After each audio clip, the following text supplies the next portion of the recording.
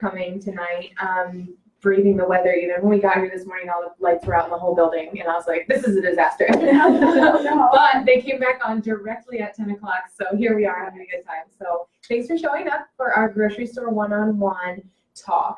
And so the reason why we decided to have this in a lecture format tonight is because Katie, so first of all, I'm Dr. Sara, and I own Inspired Chiropractic and Wellness. I'm the main chiropractor here, and this is Katie Smith, our health coach. So Katie gives grocery store tours, private one-on-one, for her clients, oftentimes with her coaching packages, or there's an add-on that you can do. And so basically it's a private chance to get all your questions answered, walk through the store with her, make your specific meal plans and decisions specific to you, because we know health is a very individualized thing.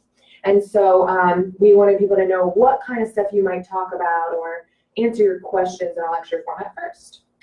So a quick intro also, basically, you guys will kind of know this. You'll hear me repeat myself when I say this, but you've heard this from me probably plenty of times by now. But what we believe health is something that can be built and maintained, and many diseases or conditions resolved, especially the symptoms of them resolved naturally through lifestyle changes and through positive natural approaches without drugs or surgery.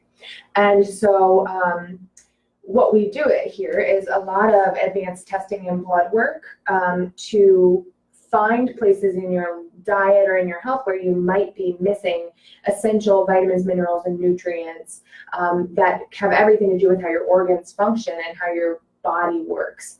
And then you end up with something like IBS or a thyroid hormone imbalance or fibromyalgia, or all these different things that you feel like from the medical community you hear are not solvable or incurable, or I just have arthritis, or I just have this. And we feel that maybe isn't the case. And in many, many times, cases when we work with people, their symptoms do resolve and or drastically improve. So it's exciting just by making some natural choices. As Hippocrates said, let food be thy medicine. So it's so true that natural choices can really go a long way to greatly improving your health. And we believe that health is basically a spectrum. Like down here is disease and up here is health. And so every choice that you make every day either gets you closer to health or closer to disease. And the choices you make cause you to have physical, chemical, or emotional stressors. So we know what physical stressors are. Those are things like pain, wear and tear, injury, that causes postural deviations and problems. Chemical stressors are the foods and drinks and products you use every day, and whether those ingredients are working for you or against you. And then we all know what emotional stressors are. Stress, right? I mean, that's kind of our society we live in. So we believe that by removing as many stressors as possible and replacing them with good choices that are healthy, that you just get higher on the health spectrum, further away from disease. And what do you know? You have more energy, you sleep better, you go to the bathroom regularly, you have a better quality of life, and these problems that you thought would plague you your whole life maybe don't have to anymore. So just to start with the approach to some of the grocery store tours and talk about some popular topics, Katie is gonna take it away from here. Cool. So thinking about it, like whenever you're in the grocery store, where do you mostly spend your time? Like on the perimeter, in the aisles? A lot of times whenever you go in the grocery store, it starts in the produce section. And in the produce section, obviously, you're going to find all your fruits and your vegetables, things that are grown in the ground or like from nature. And that's going to give you the most vitamins, minerals, and nutrients. And what is on the inside of the aisles? Those are the packaged foods, the processed sugars, all of that stuff that does damage to our bodies. And I'll say it over and over again, and many of my clients have heard this: if you're not fueling your body, then you're damaging it. So it's kind of like, you think about that once you're in the grocery store and looking at the different foods and the ingredients. So these are kind of bad habits over time too. Yeah. Let me interject. So like, raise your hand if you have a pantry stocked with just stuff, like backup stuff, right? like a box of like a casserole dish or a pasta mix or a can They of all this touch or a your can of ears. that or a taco seasoning packet. Got one of those. Got the ranch for the parties. You know what I mean? And we're like, yeah, I have all the backups for this made up apocalypse I'm apparently preparing for, or just like really hungry kids maybe. But we all stock our pantry up because that stuff does last longer and it's easier. But if you look at the ingredient list, it's like at what cost, you know? And so it makes sense. And it is the way things have been for a long time. But go ahead. That's the inner 70% of the grocery store. Yeah, definitely. I mean, whenever I think about that, I think of how I discuss like meal planning and meal prepping and kind of learning, like if it's just you or a couple or your family, like you learn what you go through in the week. So then whenever you go to the grocery store, it's kind of like you buy those things and then nothing more. You aren't preparing for an apocalypse. Yeah. So you kind of just buy the produce and it'll last. You'll learn how long it lasts. Yeah. So when I even visited Italy for a month, they in these towns in Europe, they walk everywhere, right? And it's pretty small. And so we had to go to the grocery store and we had a dance intensive and we were starving by the end of the day. And so we had to go to the grocery store, walk there, and then walk uphill to our guest house. And so the first trip we made, we had like 5 bags and we were sweating and we had to stop every 5 miles and put our bags down. And these Italians were looking at us like, who let the Americans in, right? They were looking at us like, that's excessive. Do they have a party tonight? Why didn't they bring their scooter? You know? And so it's funny because the other side of the world lives like this, where they just get as much as they can carry, and that's pretty much it. And it's all fresh or from stands and things like that. And then the grocery stores are smaller. I mean, it's just a different world. And so sure enough, the next time we went, we were like, just a few things. We have plenty. And so, go ahead. So I mean, it goes based on your schedule. So if you have 1 or 2 or maybe even 3 days during the week that you can go to the grocery store, then you get fresh produce. But if it's 1 or 2 times a week, then you kind of base it on your entire week and get things that are gonna last, and kind of base it. So kale and spinach so much, it's more so like you gotta eat it pretty fast. So that might be something that you add to a meal earlier in the week, but it's kind of like a learning situation where you just kind of see what works for you and your whole family. But then you kind of you figure out your budget, and then if things go bad throughout the week, then you're like, okay, I don't need as many as that because I'm not going to use it. So it's a good way to learn. Yeah. But with labels, a lot of things say whether it's natural or organic. You never really know, even with the ingredient list. So I kind of went through and discussed each label, or a few of them. So organic, whenever it says organic on the label, it has to be 95% organic. And then made with organic ingredients, it's 70% organic. Natural is no artificial ingredients or added colors, which no added colors is great. And then certified naturally grown. So this is actually a movement that happened where it actually costs money to be certified organic. So to kind of get around that a bit, being very expensive money too. Yes. It's a very expensive, like red tape, like a labeling cost, basically. So kind And of very, very tedious. Sorry, guys. No. Yeah. So kind of get around that. It's produced using organic methods, but the farm is not certified organic. So that's also something to look for. The price may be a little different. So it's nice to know that it is organic, but since it doesn't have that title, Mm-hmm. it may be a little cheaper, which is always good for the wallet. What would be like a good, better, best of those label types? Like what's like a good choice? What's a better choice than that? What's the best choice? Do you know what I mean? So it kind of depends on what you're buying. So there's like, what is it, the dirty 15 or like the clean, whatever, all those lists. So like dirtier foods Yes. and cleaner foods. Yeah, so if you're buying things that have skin on it, so whether it's avocados or bananas, those are things that you don't have to worry about being organic. I mean, it is obviously better, but since there is that skin covering the actual food or the fruit that you're going to be eating, then it's not something to worry about as much. So like an herbicide or a pesticide Yes. wouldn't get directly onto the part that you eat. So if you're not going to eat the skin and it's safe inside, still once you cover soil in crops with herbicides and pesticides, you've seen those things where you've been like driving, it's Ohio, right? And the shh, and so if those things all get covered, so it is in the soil still, but you know, if it's got skin on it, at least it's maybe gonna just kind of destroy the soil and deprive the soil of the nutrients and minerals that are from healthy compost and things. That stuff will get killed off, so it's still not entirely great, but still a better choice. Yeah, so things Or like something you don't have to worry about as much, like you said. yeah, so things like apples, they always have like a wax coating on them. So organic is usually, it's always better than organic. So strawberries, grapes, things along the lines that you're going to eat the entire fruit or vegetable. And then, so organic, just baseline, it is something that does not have, well, minimal fertilizers. Because fertilizers aren't necessarily bad, it's just whether they are filled with chemicals, potentially extremely harmful and overused, or just regular use.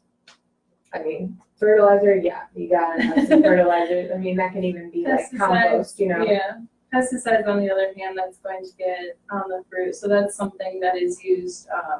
So then the bugs, insects, they don't eat the fruit, but then they become immune to it, and that's when superbugs are created. Yeah.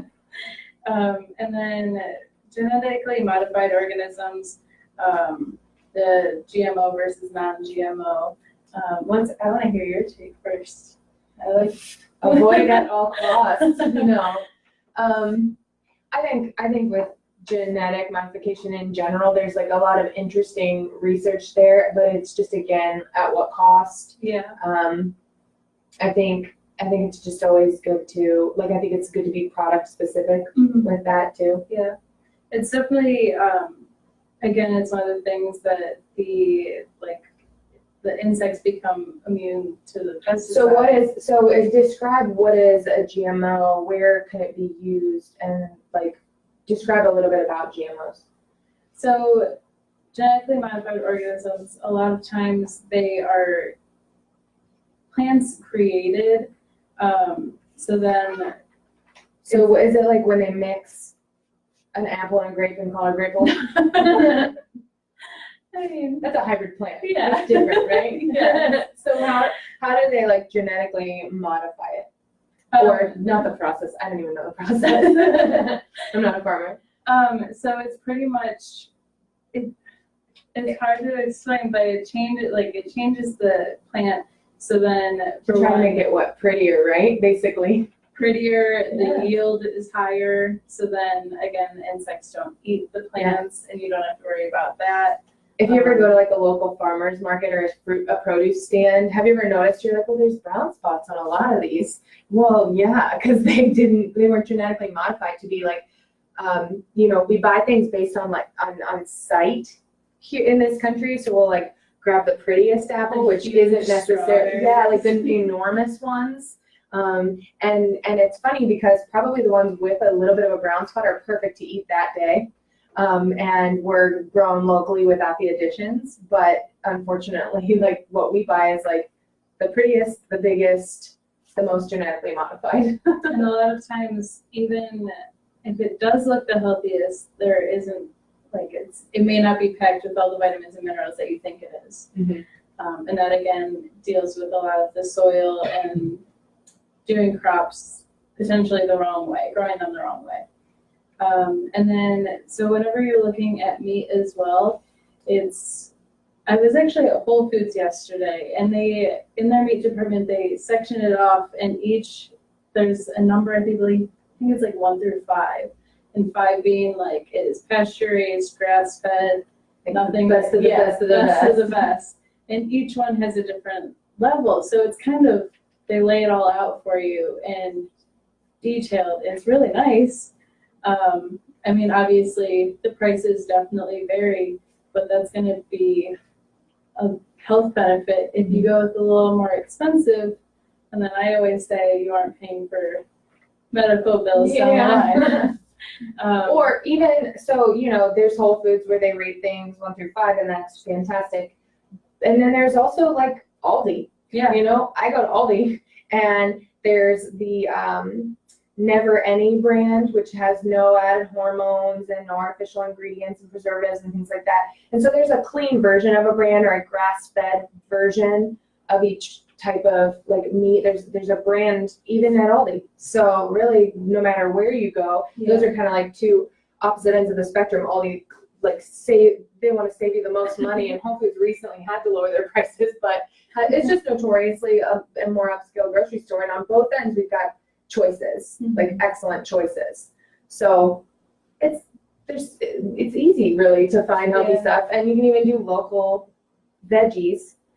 There's 2 organizations that offer locally raised produce and or meat in this area alone, and I get enough veggies for so many people each week that are all from a different local farmer each week, and it costs me $17 for all those veggies, and then I just go pick up a few meats and I'm good. And I think kind of like saying that it's $17, people always think that eating fruits and veggies and eating healthy in general is so expensive, but you can get fresh local stuff for $17. Yeah. And I always think about like going through the aisles in the grocery store and seeing like $4 for a bag of chips, like $5 for cookies, and it's like that's gonna make you hungry in probably 5 minutes. But if you eat certain like fruits and vegetables and good fats, then you're gonna stay fuller longer and you're gonna have energy. Yes. So, and then along the You lines, won't get in trouble from your health coach. Bonus. Yeah. You'll get a good pat on the back. And then with the meat and the produce, the pesticides and eating meat that has been like injected with hormones, those are going to disrupt your hormones. So, I mean, even just eating cleaner, like I went through a lot of personal stuff with imbalance of hormones and just eating cleaner, and I had to do like a detox and just eat organic. And now I'm like kind of balanced out and good to go. So just getting those toxins out of your body and eating better it's a great thing. Yeah, and the women in the room, I think we can all agree that we don't want anything messing with our hormones more than it already already does. Agree with that, right? Right? Exactly. Kidding you, man. But yeah, it's so true. I mean, you really don't. I mean, your hormones are the conductor of your body's orchestra, and so they can give you a big old crescendo, or they can give you a decrescendo. You know what I mean? And depending on it, it can be a roller coaster. So and it only gets harder. So no added hormones is really, if you ask me, absolutely essential. Definitely. And then going It's gross too. Yeah. Go ahead. Going into superfoods. Yes. Like apples with capes. Yes. Like glasses too. So superfoods, they contain the most potent amount of nutrients. So there are many different types. So there's like camu, maca. What's camu? Camu is a berry. So and maca is a root. Yes. A root powder. Yes. And then there's like spirulina, so that's an algae. It's just kind of many different concentrated forms. And people always ask like if they're worth it. And in my opinion, I think they're worth it depending on, I mean, everything, again, it's so individual. So if you look at hormone imbalance, and the maca root powder has been touted for a long time as a hormone balancing natural supplement or herb. And before we had pharmaceutical drugs, we had to use herbs. And guess what's in a lot of the drugs? Herbs. They're all starting at herbs. Yeah. We just, genetically modify them, or at least test them in a lab and modify them. So without all the fillers and inappropriate amounts, your herbs really are your medicine. Yeah. So it does help the hormones. Besides hormones, it helps like boost your immune system. So camu has a very high amount of vitamin C. So that's always great when you're sick. And that means it's very around. Yeah, it's very readily absorbable as well, Yes. because it's present in food. Mhm. So it's not, if you pick up a vitamin C pill at Walgreens, it's probably ascorbic acid, and it's probably made also in a laboratory, and therefore somewhat bioavailable, meaning your body will use some of it, but most of it is just expensive urine. You just urinate it out and it goes to waste because it's not in a natural form, and your body goes, oh, intruder, this way to the exit, and filters that out, whereas it could all be absorbed. Vitamin C is used in your body not only like for your classic immune system, but for your collagen fiber, which makes up most of your joints. So if you have joint aches, you probably have a vitamin C deficiency. And even if you take 5,000 milligrams from Walgreens or whatever it is a day, you probably have a vitamin C deficiency. That's very true. So superfoods can also, again, depending on which one it is, it can help lower inflammation in the body. So a lot of that's turmeric. That is great for joint inflammation. And it can Specifically, turmeric, the spice is really great yes. to use in foods or to mix in drinks, but also the ingredient that is the most potent and helpful for inflammation all over the body is the curcumin, which is in turmeric. It's a component of turmeric. And since there's a small amount of curcumin in turmeric, it's also, if you really don't eat turmeric every day, or very frequently, then you're probably going to want to get a supplement form that has condensed curcumin from turmeric in it. And I can spell curcumin if you'd like to know. Is there a tea? Is there a curcumin tea? Oh, a tea? Probably, yeah. They make them all the time. There are turmeric tea, which is high in curcumin. Yeah, that's very commonly seen. The other thing is, like, if you're like, well, I don't know if I have a vitamin C deficiency or mineral deficiency. Well, mineral deficiencies, like when we talked about the soil earlier and how the soil used to be, and in some places in Europe still is, beautifully composted, filled with what's called fulvic and humic minerals, which degrade and compost in the soil over years and years and years and years and years. We should be in a beautiful place with our agriculture and our farming and our growth in this country. But instead, we add chemicals which strip the nutrients and minerals right out of the soil and stop that process. So that's why people will say, well, I don't believe in gluten sensitivities because they're brand new this year and it's a fad. Okay, but will you argue that farming has changed greatly, therefore the soil is damaged and not as good, therefore the crops are different and have crap in them and are stripped of the good things. And so therefore maybe gluten isn't the same gluten it was either. And so that's always my argument. And then you just can't disagree with that. We all know it. You know, it's like, yeah, yes, of course. That's why we're having food sensitivities and allergies left and right. It's not just gluten, it's all these things. So almost everyone is deficient in minerals and minerals specifically.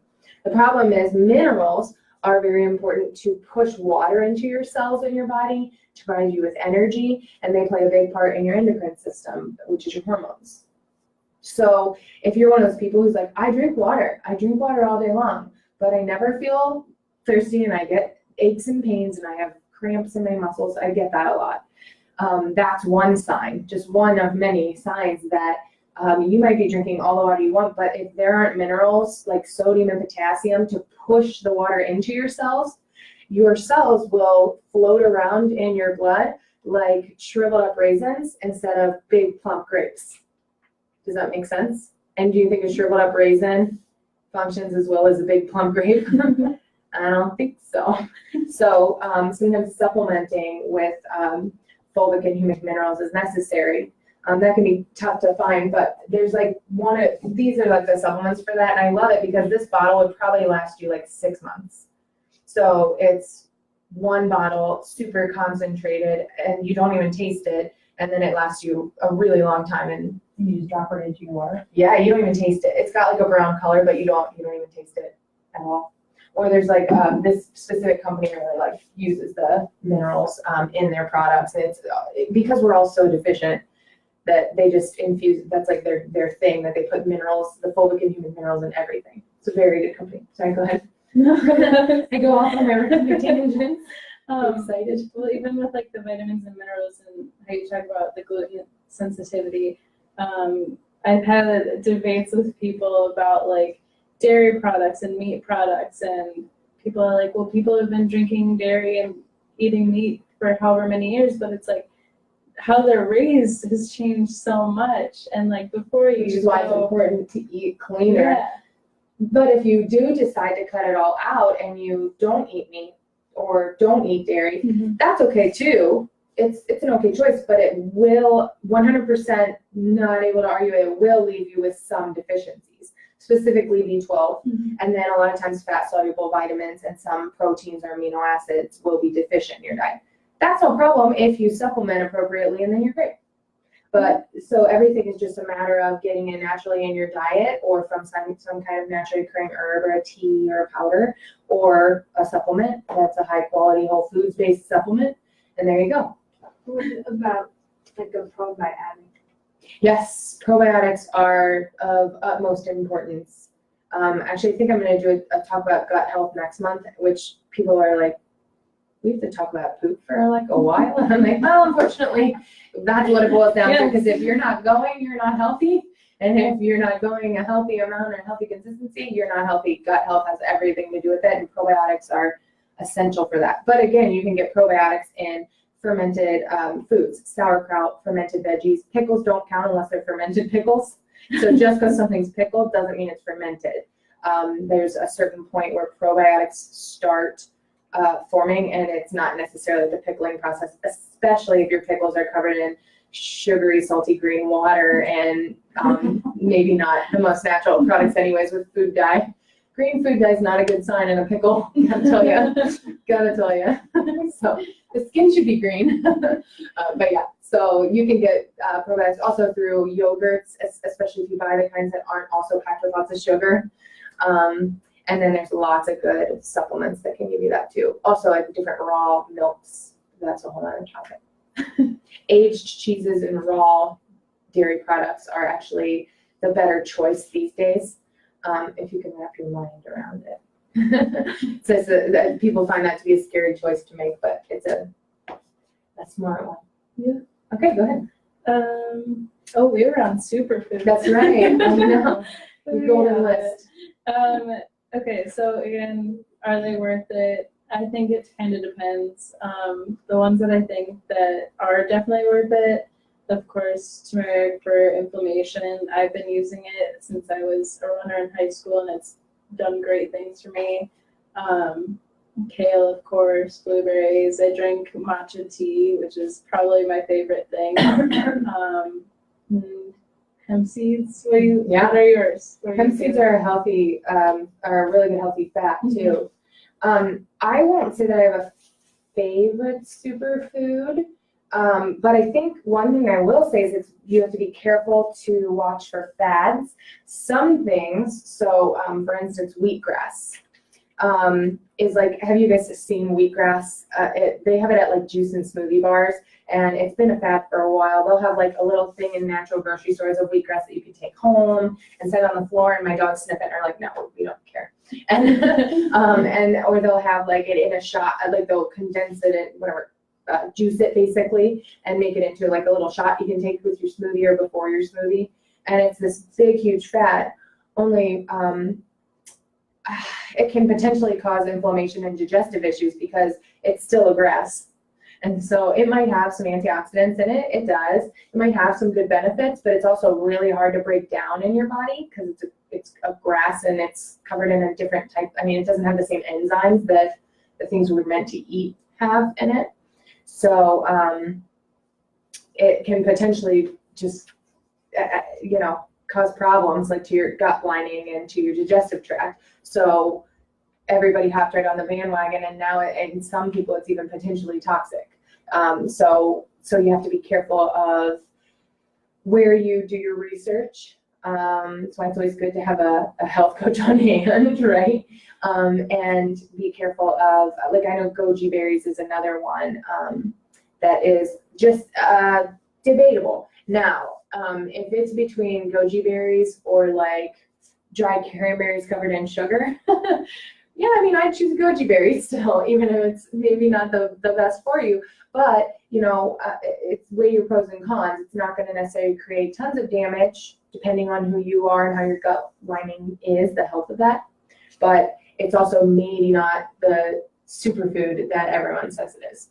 So, I think it's just stick with the basics. Because Yeah. I mean, if kale and blueberries are considered superfoods, and like those just fruits and vegetables obviously have been eaten for so long, and it's not something that you're just read in an article that isn't new and improved thing. there is probably not going to be the newest, latest, greatest, fresh off the market, Kale. whatever. Yeah. There's probably not going to be one we discover. And if we do, it's not going to be from here. It's going to be from like the rainforest or an indigenous, lands that we ended up bringing into and finding all their secrets. You know what I mean? Or something like that. It's probably going to be something you have never heard of before. And then look where it's from. Look how it's, how it's harvested. And like, what is it made of? Just these are things that you can Google. It's just we don't know. We Googled something like, is goji berry a superfood? And then what you're going to get is a whole bunch of people's opinions. A lot of blogs. A lot of blogs. Yes, no, yes, no, yes, no. And then we're like, is milk good for you? I feel stressed out. Like, what's going on? How are eggs today, So Sponsor. yeah, it's stressful. But don't Google that. Google goji berry. What's it called when you want to figure out where something's from? Origin. The word. Thank you. Origin. I'm like, origin. And then maybe harvesting methods or whatever, you know what I mean? Like, or scientific research or something like that would probably get you a much better result than is goji berry a superfood? It depends, because you can even pull up our video later on Google probably and it'll say nope. Go ahead. Now into healthy switches. Oh, I love this. Substitutes. Yes. So Does anybody have any they use already? Does anyone have like when a recipe says this, I use this as a healthy alternative? Applesauce. Instead of sugar? Mm-hmm. Yeah, applesauce instead of sugar is a good one. I mean, That's all I got. it's like, so on the whole food rating scale of 1, 2, 3, 4, 5, probably sugar would be like a 10, terrible, no good, bad, very bad. Even though I think it would be like a 0. And I don't know how their scale works, but let's say 10 is bad. On a 0 to 5 scale, sugar's a 10. Let's say that, okay? Sugar's the fastest way to ensure that you will be meeting with disease. And then applesauce is probably, what would you say? Because it's got benefits too, depending on how it's like.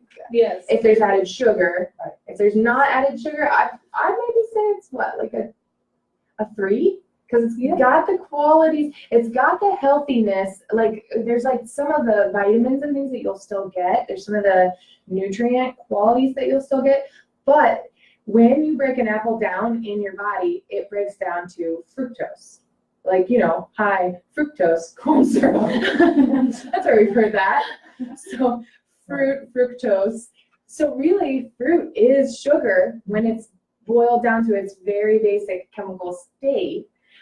But when it comes packed as an apple, it also has fiber and bulk. And then it also has some other added benefits, So weigh your pros and cons. So it's a better choice than sugar in that example. If it has added sugar, it's really only like 1 step better. It's maybe a few steps better if it doesn't have added sugar. And I would say that's only a concern if you're gonna make, what would you use applesauce in a recipe to make instead of sugar? Muffins or. Yeah, so Something that's bad for you. right, so the muffins, yeah. So I would say it becomes an issue if every Sunday you make your applesauce muffins for the week. Yeah. Well, and even with some of that, there's like gluten-free flours you can opt for, or nut-based flours, like almond flour, something like that. And there are definitely like healthy versions of muffins, but if it's one that has, and maybe it would have the applesauce in it then. but like the flour breaks down to a sugar, right? The sugar breaks down to a sugar. So if it's muffins once a month for your girls group, okay, all right, and you use the applesauce, good. You know what I mean? Yes. Weigh the pros and cons. So whenever I think of healthy switches, the first thing I think of is doing like zucchini pasta instead of pasta. So Noodles. I seriously grew up on pasta. Like that was just, my mom's probably watching this. If my mom's watching this, I'm sorry. We Sorry, make Mom. pasta a lot. But because like all my You guys siblings, Italian? no, I'm Polish. That should have been sausages. Kielbasa. Like some pierogies. I mean, Right. I make some mean pierogies. Okay. They're good, but like just Followed something by pasta. easy. Followed by, yes, on top of pasta. But like the easy go-to dinner was pasta, sauce, and then a salad that's just kind of like lettuce and cucumbers and tomatoes. That's about it. Was it iceberg lettuce? No, Oh, it was romaine. Okay. It was romaine. Yeah. Lettuce is better if it has color. Iceberg is almost white. Not a good sign. Yeah, I pretty much now I'm like only kale and spinach. Okay. But so now like, and people always say like they're stuck in their habits. Well, you can get out of those habits. Again, I was eating pasta. If you're stuck in your habits, every you're day. stuck in your disease. Yes. That is what it is, Mhm. you know. Doesn't make it any easier to break them, but it is something to tell yourself. Yeah. Give yourself a good switch kick. So with pasta, I always do zucchini, or I haven't tried squash yet. Spaghetti squash. Has anyone made a spaghetti squash? So good. It's so easy too. So it looks like a small like top and then a big bottom, like almost like a giant pear or something. And then all you do is you cut it in half vertically, and then you lay it in just a tiny bit of water on a pan on aluminum foil and brush it with olive oil, salt, and pepper face down, so inside down, and then you just bake it. And you know how you know when it's done? Well, you get it out, you turn it over, and you put your fork through it, and it looks exactly like a bowl of spaghetti. And it starts to just shred apart and looks just like spaghetti. And if you add a little bit of like a Himalayan pink sea salt, which is, by the way, pink because it has all those minerals in it, I know it's so good. So good. I have no shame when it comes to Himalayan sea salt. I'm like putting it in my water for my minerals. I do it all. But so with the spaghetti squash, it's just that simple. And then you have, in about the same time it would take you to boil pasta on the stove, in the oven you've got squash that, and it tastes like a little sweeter than pasta, maybe in a different way, but really it tastes just like pasta if you're making like a spaghetti type dish or something like that. Yeah. And then there are other substitutes too, like pasta made with rice flour is better for you because it doesn't have the gluten aspect and it is a more complex carbohydrate, so your body it's harder for it to break it down, which in this case, not harder, but it uses more of your metabolism. It's not as simple of a sugar. A simple sugar is like bleached white flour. And it literally says that, bleached white flour on the label. It's made from something that is, one, not gluten-based, and two, just burns a little slower in your system. So it doesn't give you like an insulin spike. And then there's something called cassava flour. Kassava, and that's a really good substitute as well. And you can just find it. It'll be in like a little package, usually with like a liquid in there, and then the noodles float in it. And the liquid smells a little funny, but once you cook the pasta, it doesn't smell like anything anymore. So don't be afraid of that either. If you're like, oh, I think it went bad, it literally says on the label, like product might smell funny or something like that, and the smell will subside when cooking, like after cooking. So it's a produce then? It would probably have to be at a natural, like a health food store or a natural store, and you might even have to Google it because the closest place I know would be all in Medina, but yeah, it would usually be, I don't know, it might even be in like an international foods aisle. You could check there. I don't know. Or like in the like gluten-free section. Gluten-free would be a good place to look for it. Yeah. Yeah. And going off of like buying instead of using like a produce, I've done like black bean pasta. Mm-hmm. This is Yeah, it's good. so good. Yeah. I made it for my friend the other night who, like, he is a tough guy who wants, like, subs and burgers and stuff. And he's like, this is actually really good. Like, Oh, yeah, it did have a ton of protein in it too. yeah, it was like 25 grams of protein. That's really good for a bean pasta. Yeah. Mhm. And they have like red lentil pastas and different pastas like that, but those are also good choices. And like you could be in the aisle looking at Yes, I pastas, know. and then you're gonna be thinking of me like, oh, there's a black bean pasta. Yeah. And then chips. If you want something salty. I know it's gonna be like way out there, but to transfer from potato chips, but kale chips. They're good. They're not bad. They're very not bad. good. I really like them, but when I say that, sometimes people roll their eyes like, right, good. They are good. Yeah. Do some like apple cider vinegar, pink salt, pepper on it, and that's actually really good. The bitterness isn't really there. Yeah. Not too much. Or doing like sweet I potato like doing a chips. little cayenne Yes. on there too, or like a Cajun mix or something. That's always really good. Mhm. Or I really like, has anyone heard of jicama? Jicama, jicama? Yeah. And so jicama chips are really good too. The jicama is like a cross, you'll see it a lot of times on like a fish taco or something, they'll put like a jicama slaw on there. Yeah. And it's like, I don't know what that refreshing thing was, but it was delicious. And it's actually like a cross, I always say a cross between a potato and an apple. So it's, and that's kind of what it tastes like, a bland and a little sweet. And jicama chips are a really good potential substitute too. Now to prepare, I haven't prepared those at home, so I don't know. I have to look that up how to do it. But you can find them in a lot of, again, like health food stores or like in the gluten-free section. So it's very popular now to have like jicama style tortilla chips. I bet if you put those out in a bowl with like a dip, no, people, they would know it was something different, but they wouldn't even really ask. They'd probably be like, oh, sweet chips. Good.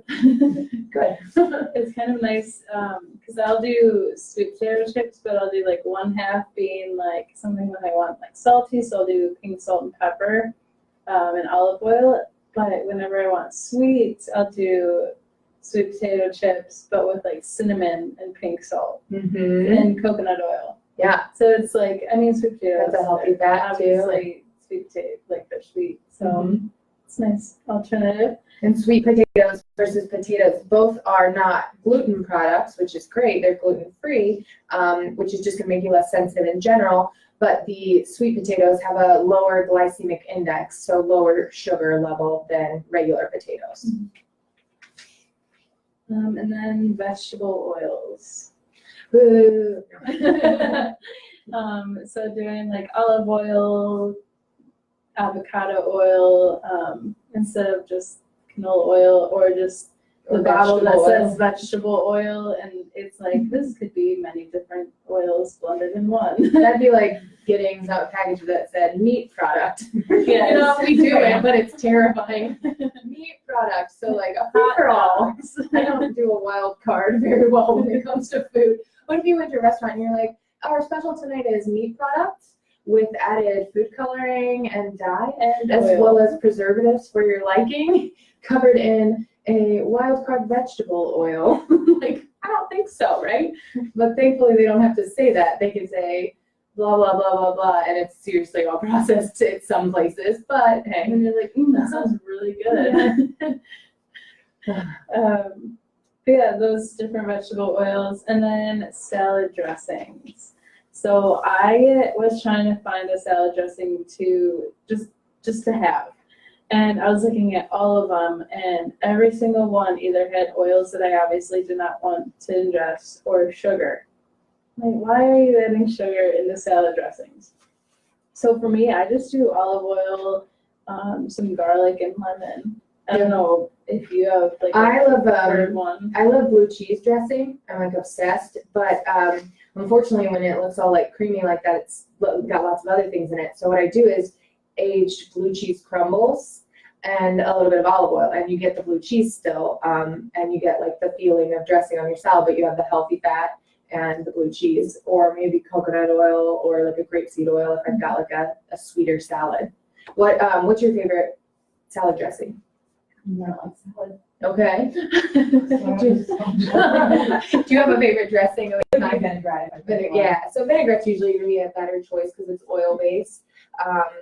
But sometimes like they'll have some added sugars in there. So if you do it at home though, which you won't, but because you don't like salad, but if you were to, or if you use it just using plain old vinegar and plain old olive oil is gonna be much better. And then obviously too much the vinegar is pretty self-limiting. People don't usually like splash tons of it on there. And if you do, you regret it immediately. What's your favorite salad dressing? Either Caesar or ranch. Caesar or ranch? All right, what's a good substitute for Caesar or ranch? So I've actually found it is a specific brand. It's called Primal. So they have different dressings that are made with avocado oil. Hmm. Now some of them I'm not sure. I believe they may have sugar added or other oils. But I mean that one, from what I've read so far, that one is the best one I've seen. Yeah, or you know how they have like the ranch like seasoning packets? At normal stores, they'll have like the ones that are filled with different mystery ingredients and chemicals, but sometimes they'll have like a ranch spice mix that's organic. And if you can understand every ingredient, like it says, because there's some kind of seasoning in some kind of cream-based sauce that makes ranch, right? Like that's what it is. Yet it eludes us a little bit. But if you can look at the ingredient list and put those things together, they're probably gonna taste kind of like ranch with less sugar. And so sometimes like if you do like a low sugar yogurt, like a Greek yogurt, but then you add in certain spices, you can get pretty darn close to ranch. And if you have one of those ranch seasoning packets, again, that is either like an organic or an all natural, like as long as you can read each ingredient, it is an herb or a spice. And most, even like at a farmer's market, you could go and I guarantee there's like a bulk spice person somewhere, or a spice shop in towns. Yes. What is it? What's it? Can you think of the name of the spice place in town? It starts with a P. Yes, it does. Packetans, that's not it. No, but okay, so you can even look up like a local spice shop and you're supporting local business, which we're secretly obsessed with here, or Secret. it's very private. No, or you can just go to like a farmer's market or something and they'll probably have a ranch seasoning packet. Mix that with that, or even like with some sour cream, and boom, you've got ranch. Sure, that actually reminds me. I used to Full do, fat sour cream. used to do events for my other job, and I was put next to this lady who did seasonings, and she had like everything bagel seasonings, different ones for dressings, Yeah. for breads. And I think she did have a ranch one, and I forget who it was. And she had like all of the different types. There's so much lavender in it, which was great. But she had it in just like olive oil, and it was, all of them were perfect. Yeah. I had a lot of different ones that day. Ooh, desserts. Favorite dessert? If I'm being good, If you're being honest. because I don't do perfect, I do pretty darn good. If I'm being really honest, cheesecake. If I'm being really honest. But if I am being healthy and good, I really like there's a chocolate pudding made from an avocado base that I love. She has it in the bag. This is why I like having Katie here. She brings things My that dad everyone brought me can eat. one. That's great. Yeah, so I would say that avocado chocolate pudding is to die for. So I Do you have the recipe? What? Do you have a recipe for the chocolate avocado pudding? No, so it's one. It's an actual. It's an actual local company that makes it. Oh, nice. Yes. I like it even better. Perfect. Yeah. But I love chocolate. Cookies, anything, chocolate. But I found a recipe, and it's this girl that I follow on probably like every social media, but it's not your typical, like, this is how to be fit. She's just so like pure, and she has PCOS, and it's just pretty much like her trying to ovarian problem, in Yes. case you're unaware. It's pretty much her trying to figure out foods that make her feel better. And it's not like she restricts herself but with everything. there's a recipe that was a vegan chocolate chip cookie dough, and it used chickpeas. It was so good. Yeah. No, I know. We used to. I worked for a clean eating company while I was in school back in St. Louis, and they had healthy meals to go. And most of their desserts were either like black bean based brownies or chickpea based kind of little like cheesecake muffins or something. A lot of them had like chickpea base or like peanut butter balls with a little bit of cinnamon in them and coconut oil and stuff to make them really sweet.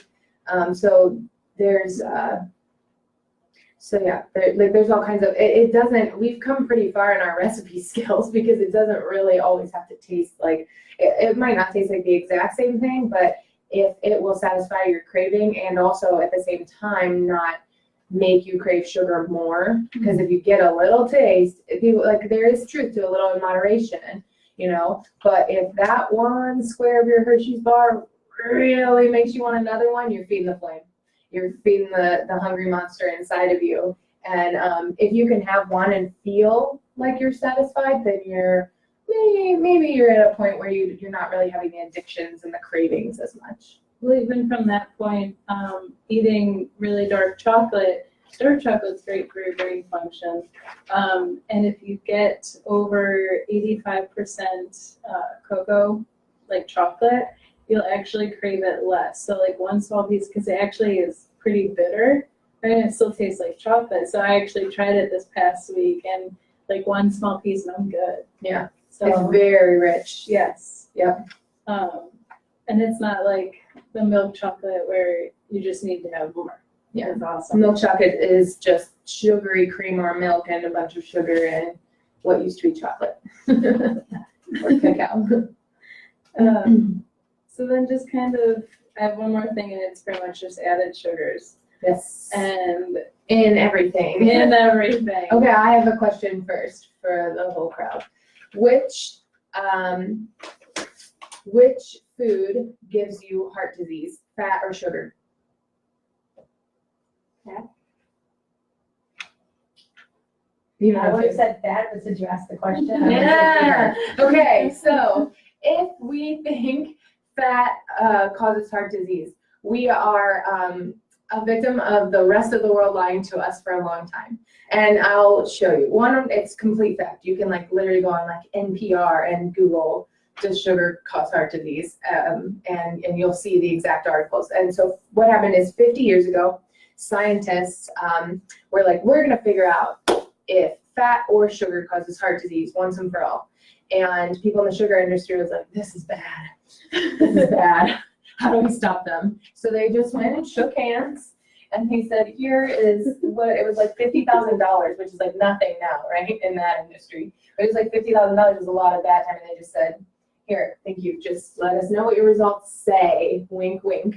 And they truly paid off the scientists to point to fat as the leading cause of heart disease and not sugar. And sugar is, in fact, the much greater risk for heart disease. So now we're all worried about our cholesterol and on drugs like statins, which give you permanent nerve damage in about 80% of cases of people who take them, and are one of the most dangerous drugs on the market, statins, which lower your cholesterol. And we're also worried about our cholesterol that we're eating low-fat everything, which means sugar added everything. And when you remove the fat from products, you strip yourselves of fat-soluble vitamins, including vitamin D, which we're all deficient on because we live in Ohio anyways, even though I love Ohio. But there's just simply not enough sun to get it naturally. And you're just furthering your deficiency problem in general.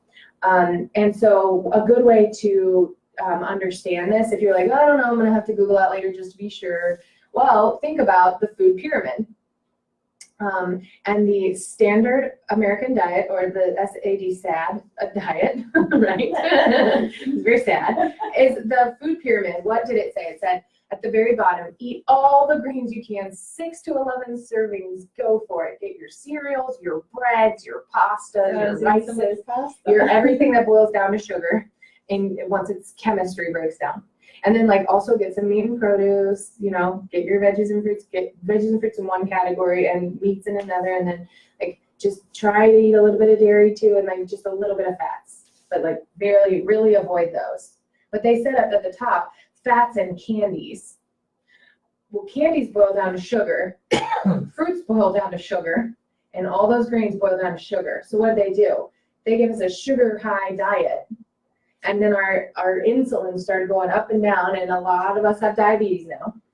And the whole thing was upside down the whole time.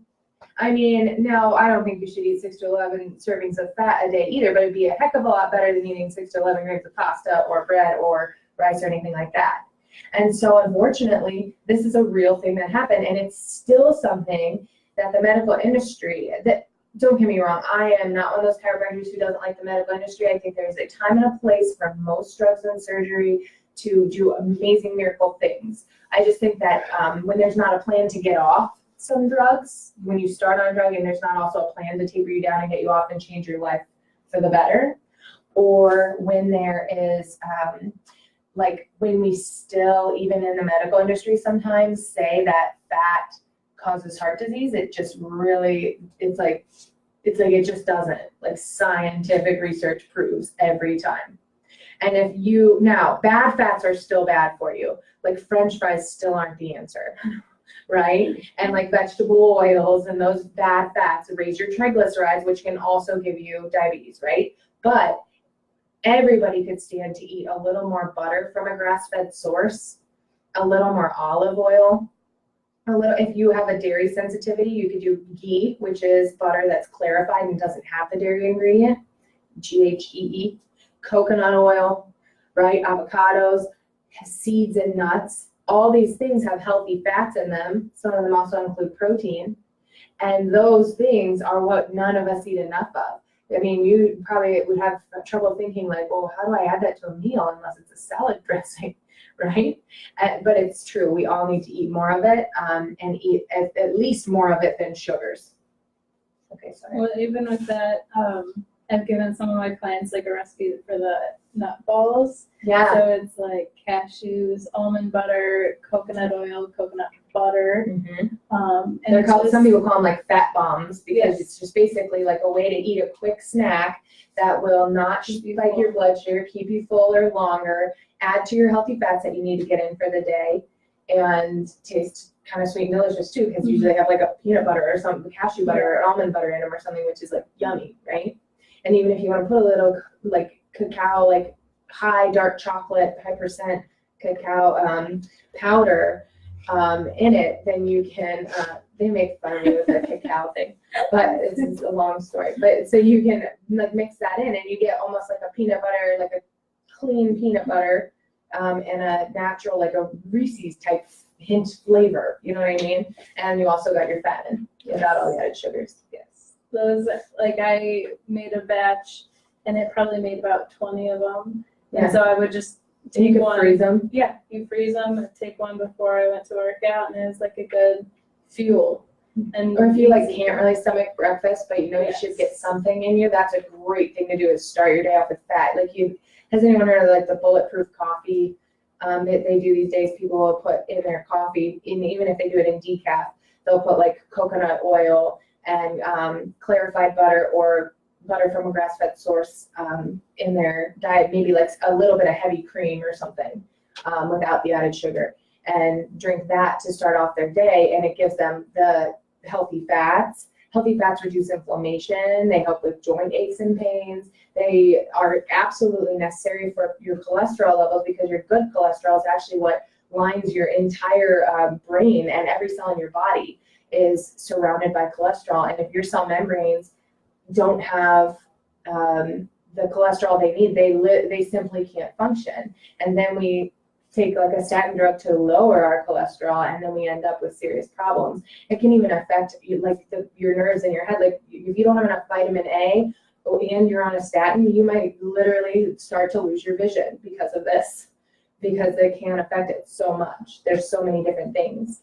And it might have to be a severe case, but when you've got a statin involved, you just don't know what that drug's truly doing to your body. So it's very dangerous. And with the bulletproof coffee, it's actually nice because with the good fats, it's actually taking that caffeine and it's creating a slower release of caffeine, so you don't get that spike, and then you're just dead in the afternoon. Yeah. But back to sugar. I mean, you kind of went on. Yeah, I did. I went on my You were rant. fun. You know, You were added fun. sugars. Um, But added sugars are in a lot of things, so there's still. Yeah, so there's a lot of different names for added sugars. Yes. So pretty much everything on a package that ends in OSE is an added sugar, some form of sugar. Dextrose, sucralose. There are so many different names. Or Yeah. if it actually just straight up says sugar or syrup. Even if it says organic cane sugar, Mhm. that's a very clean farm that sugar was raised Yes. on. They have great soil for their sugar product, but it's I mean, I guess it's a baby step in the right direction, and in small amounts is really fine. Yeah. But even things like honey, if you're not careful, they have great benefits, but eating too much honey, you gotta be careful because it's got high levels of sugar. Mhm. Even like agave nectar, or like if you're like, today I want to be healthy and get a smoothie made with orange juice, which has added sugar, and apples that were then cut and frozen and sugar added that were then added to the smoothie that no longer have their fiber, right? Yeah. And all these other fruits, which again might have some antioxidants, but are also just like sugary syrup once you boil them down, boil them down to where they are. So like it would be a better option to take some of those fruits, add green vegetables, and juice them and drink them that way, or just add vegetables and use less fruit in general and add a healthy fat like a coconut oil. Now that is a well-rounded smoothie. Yeah. I covered it again. I know. Dang. But I mean, sugar is one of those things where you truly have to look at the ingredients because it's literally added to everything. It's added to bread, which like I did not know that for the longest time. And then a few years ago, like obviously I started living on my own and I look at it, I'm like buying bread. I'm like, this is what I usually buy. There's sugar in here.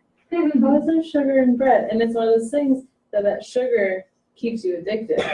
And it keeps you addicted to so many different things. And I mean, the less sugar in your diet, the better. Because even if you have fruit, like I think fruit is great, obviously, vitamins, minerals. But that at times needs to be limited as well. Or stop during the day Yeah. too sometimes, so that you're not eating a bunch of sugar right before bed and then lying the most dormant that you lie all day and night, right? Then you just lay there and let your body turn it into fat in your body. Not good fat, but like packed on fat. And even with that, you, like, I guess it makes, once you cut out the processed sugars, it makes room for even adding a little more fruit into your diet. Mm-hmm. And I think that is. What about if it's sugar-free? Like, Man. what if I drink Coke Zero? No sugar, right? It has aspartame. That's a So whole our other artificial topic. sweeteners are also something you have to really be aware of. Yes. Because those can really damage your gut lining. I've been linked to serious side effects and in the long run symptoms. I'm not gonna say everything is cancer causing, but I mean certainly things that inflame your body over a long time and damage your gut lining and damage your immune system could lead you to some much more serious conditions. So artificial sweeteners are also something to be very careful of. I think stevia is one of the more well tolerated sweeteners out there that are natural because it's from a plant. What I will say is you have to be careful how much you use, because if you have to put 5 packets of stevia in your coffee for it to feel like your 1 tablespoon of sugar, see is that like all those sweeteners are much sweeter than sugar actually is. Like they register as sweeter on your tongue, and so they can actually cause you to have cravings too. So you just have to be careful and use in moderation. And then I mean, I think the last thing is just, again, with the grocery shopping, thinking about how much time you actually spend in the aisles. And it's, if you just stick to the outer perimeter, the produce, the meat department, the dairy sections on the outside, yes, I think. Yes. I mean, that's a pretty easy way, because then once you get in the aisles, you're like, oh my God, I don't know which aisle I'm in. Do I need this? Do I not need it? Ooh, look, that's Make a pretty. list. And it's low fat. Yeah, oh my gosh. You know, so things can catch your eye, make you trigger that hunger, that craving. And Always just grab eat it. before grocery shopping. Yeah. What about a coconut milk? Coconut milk's really good. Now, sometimes they'll say like, this flavor, and so you have to be careful of if it's just like a vanilla flavor that they added, or if it's some sugary vanilla flavor. So like the regular is probably the safer option, but coconut milk is going to be a better alternative, and it's going to be like probably one of the better options for like the cream that you put in your coffee instead of half and half, or like one of the creamers that are a lot highly sugar based. That's actually a much better option. Yeah. Or heavy whipping cream. It's especially if you don't have a dairy sensitivity, and if you use it in very like just slight moderation, just a little bit, it usually doesn't have added sugar because it's full fat. And it's not necessarily a bad thing if you don't eat tons of it, right? I wouldn't just guzzle down heavy whipping cream, but who can, right? It's really self-limiting. Yeah. But I did want to go over, I know you guys probably saw the photos of the sugar in the actual drinks. So I don't know if you guys can read it at the bottom picture. But so the water obviously has 0 teaspoons of added sugar. Diet doesn't have any sugar added, but it has aspartame added. So the artificial sweetener. That obviously also is very addicting and can cause different issues as well. Can I ask a question? Yes. Sometimes, you say the artificial sweetener. Would it be better to go with just the regular sugar than to go with something that has artificial sweetener? Because sometimes, how you say it does more damage to you than. Yeah, I mean, so sugar itself is, gosh, which is worse, sugar or an artificial sweetener? Man, I would say severely limit. But so if you're talking about Coke Zero versus regular Coke, that's a no across the board. Because if you can pour something down a drain and it will unclog your drain, then you should probably not ingest it. I think they should just relabel it like delicious Drano, and at least say it's delicious, right? It's very tempting. But I would say maybe in that instance, like a soda water that has a small amount of organic cane sugar, like low in the grams on the label, but still will taste like a soda to you, would be a good way to back off of some of the soda. And then I would say over time, the idea is that you don't have that craving anymore and you're not drinking that in general. So like that's the best example I can think of for that. I mean, I don't think there's really, well, there are like sugar-free like teas and juices and stuff too. So for tea, it's best to just do one that's not got the sugary flavoring in it. If it's just brewed tea, then it's, and then maybe a little bit of stevia in it would be the best way to drink that with some lemon squeezed in it. Or if you want your tea to taste like mango or something like that, why don't you get some mango, right? And puree it yourself. It is a mango, and add it to your tea, mix it in. And that's probably going to be like delicious, right?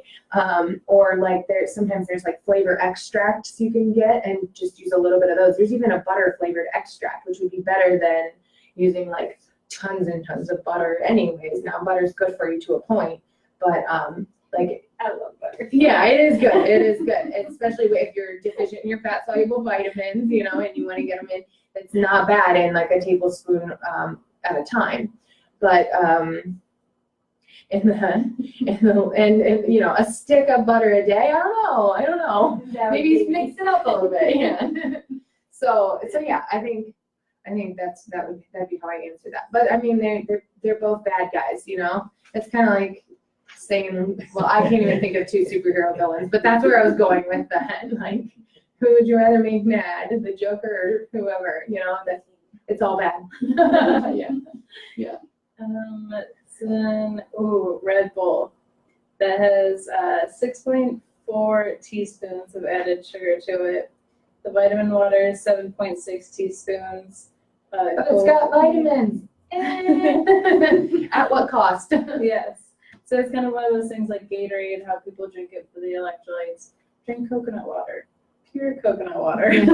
Coconut water with pineapple flavoring probably has a lot of sugar in it. And then Gold Peak tea has 10 teaspoons, Powerade 12.5, ginger ale 14, Sprite 15.2, Coke is 15.4, Minute Maid lemonade is 16 teaspoons. Yeah, because have you ever made it at home, like where you get the powder? Do you know what I mean? There's like the powder that you get, like the old country time lemonade powder, and they're like, just add this literally lemon flavored sugar into your water, and you're like, I'm gonna add more because it's better that way. Yeah. That's the scary part, right? I think That's what Minute Maid is. I think a pitcher of Kool-Aid was like 2 cups of sugar. Yeah, they couldn't fit it on the page, probably. Yeah, really. And then root beer is 17.6 teaspoons, and the Fanta is 17.6 as well. So a nice little So visual. some of those brands too, like if you, like for instance, the Gold Peak tea, that might not be all their brands. Like if they have a green tea that is all natural, just green Yes. tea, then they might not be, but the specific like flavors and everything for sure are. You know, it's always best when like when you eat a food where you know all the ingredients, and we said that. So like, what are the top 3 ingredients in water? Hopefully, just water, and not fluorine and chlorine as well, and all that, right? And what are the top 3 ingredients in an apple, right? Hopefully, just an apple, and not the herbicides, the pesticides, and the wax. So anything that is pretty much just is what it is, without adding a whole lot to it. If you can't pronounce it, Yeah. I mean, if I can't pronounce things, I don't buy it. Yeah. Honestly, that was like my rule. Like once I started eating healthier, and I would grocery shop. Grocery shopping between my parents was the funniest thing because my mom's like going through aisles and she doesn't have a set system. And then my dad, he's very particular. He goes, And he knows a lot about healthy outside, eating, yes, clean he goes eating. on the outside. He knows where everything is. He knows what he needs. In and And out. like he was like, if you can't read it, just put it back down. I'm Yeah. like, okay, Simple. simple as that. So, does anybody have any questions that are still hanging around in their mind? Yeah, well, when you were talking about fats. Yeah. What about that apple cider vinegar? Apple cider vinegar is very good for you. So it's going to be a vinegar, which means it's going to be like a fermented product almost. And so it's going to reduce inflammation in your body. And I mean, apple cider vinegar kind of, I think it has like some of the properties that make apples good for you too, possibly. But so vinegars in general are going to be a safe product. And then you mix them with the fat to make a salad dressing. So like an olive oil and vinegar, or maybe like a grapeseed oil and vinegar, apple cider vinegar is a tasty dressing that tastes almost a little sweeter. So, you know, sometimes some people will be like, well, no amount of apple cider vinegar is going to fix my insert symptom here. And I'm like, yeah, probably true. But it's one of the better tasting vinegars, and it's got some really good properties for you. Like I said, like just lowering inflammation and pain. Also, if you get like a bloated, belchy, uncomfortable, full feeling right around here after you eat and get reflux and heartburn from that, a lot of times that can mean that your stomach isn't producing the acid it needs to produce. And if you take a little bit of like a cap full of apple cider vinegar before your meal and then eat, then usually your food's going to digest a little quicker and you won't get that full feeling. Plus, they can do this really fun pulling down on your stomach thing that really helps that too. Do you have to mix it with anything before you take it? You don't have to. You can dilute it with water, squeeze some lemon in it. You can kind of do whatever you want with it, but you don't have to. Drink like that? Yeah, usually in my house growing up, and especially like towards the end of growing up when we all started getting into like the health and wellness and all of that, we each had like one with our name on top, like this one's mine, this one's mine. See, we Yeah. make a tonic. Yeah, your dad makes a really delicious tonic, which I was trying to get him to let me in on. I was like, bring Yes. some. So it's actually apple cider vinegar, ginger, turmeric, garlic, horseradish, and onion. Yeah, it ends up tasting absolutely delicious. I've had some of those before. I haven't had your dad's yet, It's but actually very good. there are like pre-made recipes that have a bunch of different like superfoods in it, basically, with great things, and it ends up tasting like if you could drink a Bloody Mary, you could drink that and really enjoy it. You know, Great for your immune system. Yeah. We always took it. it's like a cold and flu shot, basically, but like a natural one. That was like What the did you first say thing. again? It's apple cider vinegar, ginger, turmeric, garlic, onion, and horseradish.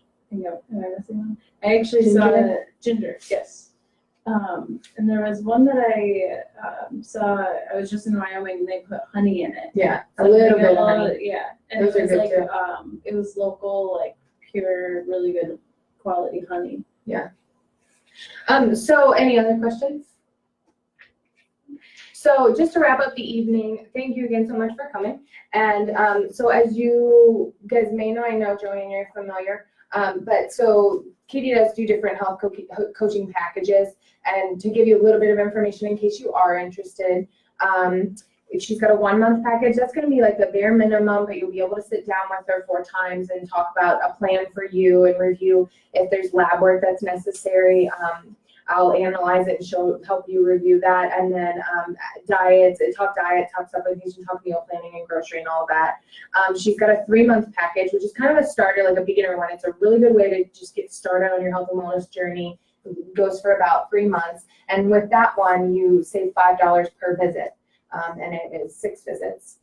Yes. 6 visits, and they're kind of spread out throughout that time. You do regular checks for like your percent body fat. You do regular check-ins for what you're eating, and she even goes into a little bit of like mindfulness and how to be in a happy, stress-free place in your life.